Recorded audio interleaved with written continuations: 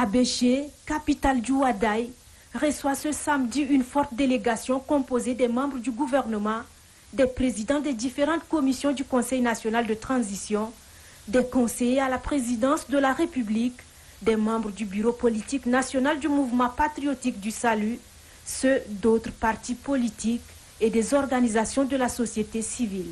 Il était environ 9h50 quand l'avion transportant cette délégation conduite par Dr Haroun Kabadi, président du Conseil national de transition, atterrit à l'aéroport d'Abéché où déjà attendait une foule nombreuse constituée des autorités administratives, civiles et militaires, des militants et militantes du MPS, ceux des autres partis politiques, ainsi que les organisations de la société civile.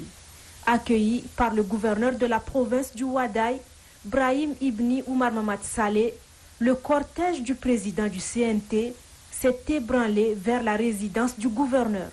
Comme une traînée de poudre, la nouvelle de l'arrivée de cette délégation s'est répandue à travers la ville et rapidement, la résidence du gouverneur devient trop exiguë pour accueillir tout le monde. Toutes les couches de la société y ont fait convergence, obligeant Dr Haroun Kabadi à prononcer un discours improvisé pour situer le cadre de la mission qu'il dirige. Nous venons ici pour apporter notre compassion. Nous venons ici pour apporter notre soutien moral.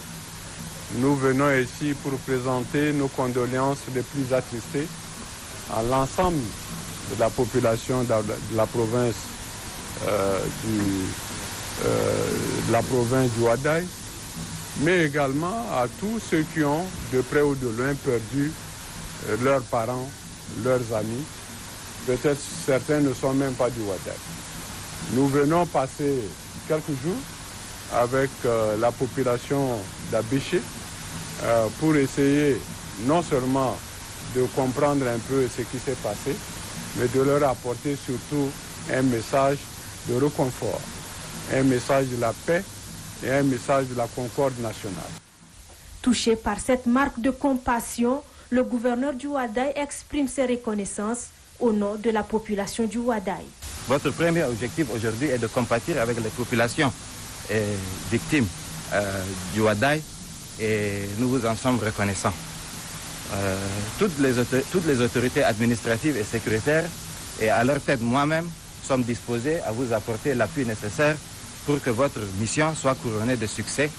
Au-delà de ces mots de condoléances et de réconfort à l'endroit du peuple du Ouadaï, la délégation conduite par le président du Conseil national de transition est aussi porteur des messages du chef de l'État, le général Mamad Idriss Déby Itno, portant sur la paix, la concorde nationale, la cohabitation pacifique et le vivre ensemble.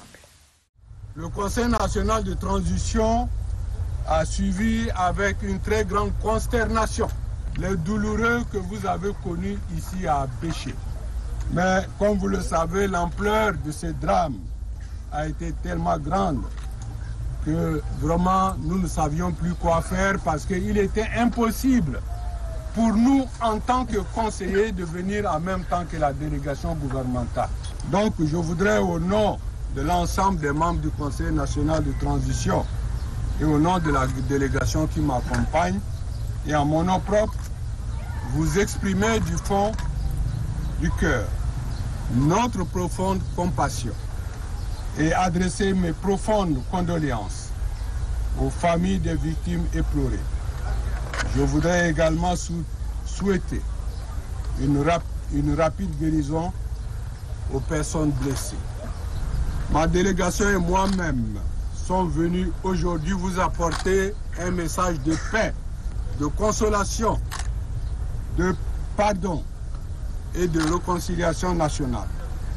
La délégation qui m'accompagne et moi-même sommes également venus vous apporter le message de son Excellence, Monsieur le Président du Conseil militaire de transition, Président de la République, chef de l'État, le général Mamad Idriss Déby Itno, qui vous invite à la réconciliation, à la paix et à la cohabitation pacifique, comme toujours ici au Ouadaï, entre toutes les communautés qui vivent dans le Wadaï géographique.